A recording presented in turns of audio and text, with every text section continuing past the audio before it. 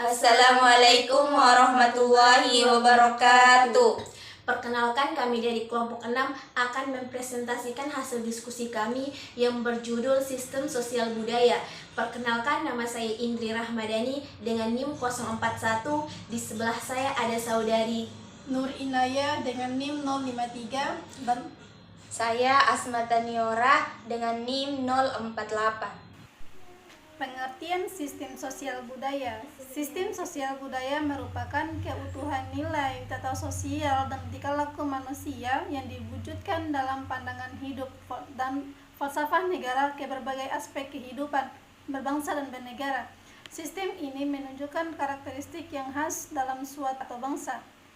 Keutuhan nilai yang dimaksud di sini yaitu memelihara kerjasama antara sesama warga masyarakat dan yang membela kebenaran. Kemudian tata sosial berfungsi untuk mengatur kehidupan masyarakat agar tercipta kedisiplinan dalam masyarakat. Kemudian tingkah laku manusia yaitu sekumpulan perilaku yang dimiliki oleh manusia dan dipengaruhi oleh manusia dan dipengaruhi oleh adat, sikap, nilai, dan etika. Kemudian fungsi sistem sosial budaya yaitu untuk menata dan juga menetapkan tindakan serta tingkah laku masyarakat atau manusia.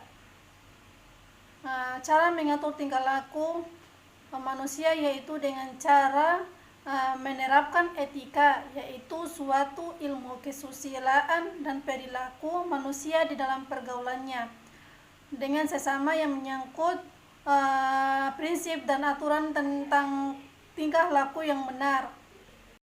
Ada 5 prinsip sistem budaya, yaitu yang pertama, prinsip umum iman terhadap Tuhan Yang Maha Esa.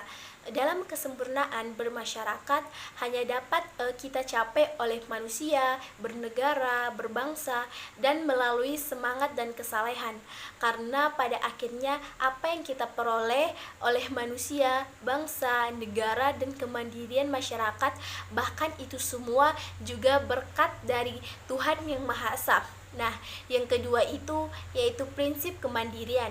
Kemerdekaan adalah hak segala bangsa karena kehidupan ataupun dari keluarga, masyarakat, dan bangsa bebas untuk memilih tugas dan tanggung jawabnya sendiri. Jadi kita bertugas hanya untuk menghargai, menghormati, dan menjunjung tinggi nilai kebebasan itu sendiri. Nah, yang ketiga yaitu prinsip persatuan dan kesatuan. Bangsa Indonesia sendiri memiliki terdiri dari berbagai etnis, budaya, daerah yang beragam adat istiadatnya dan telah membentuk Republik Indonesia, terutama karena prinsip persatuan dan sosial budaya. Yang keempat yaitu prinsip kedaulatan rakyat. Kehidupan pribadi atau keluarga dalam masyarakat, bangsa, dan selalu menempatkan kedaulatan ini dalam rangka untuk menempatkan kepentingan umum di atas kepentingan kelompok ataupun kepentingan pribadi. Nah, yang kelima yaitu prinsip adil dan makmur.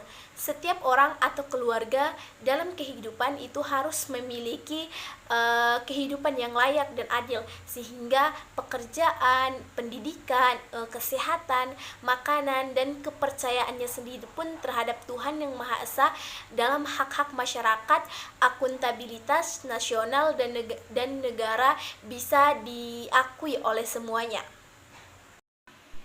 Indikator sistem sosial budaya ada 6, yaitu yang pertama kependudukan.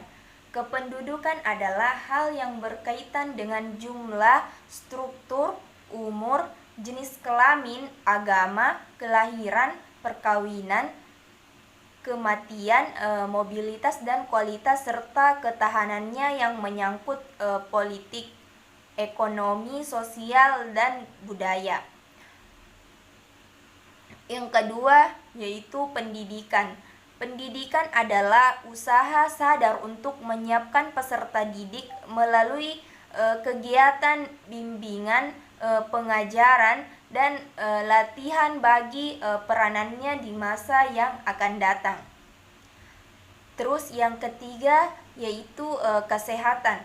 Kesehatan adalah sebagai suatu kondisi fisik, mental, dan sosial yang sejahtera secara utuh dan tidak hanya bebas dari penyakit atau kelemahan atau stabilitas. Terus yang keempat, kemiskinan. Kemiskinan adalah keadaan saat ketidakmampuan untuk memenuhi kebutuhan dasar seperti makanan, pakaian, tempat berlindung, pendidikan, dan kesehatan. Terus kelima, tenaga kerja. Tenaga kerja adalah setiap orang yang mampu melakukan pekerjaan guna menghasilkan barang dan produk serta jasa baik untuk memenuhi kebutuhan diri sendiri maupun masyarakat. Terus yang keenam, organisasi sosial dan lingkungan.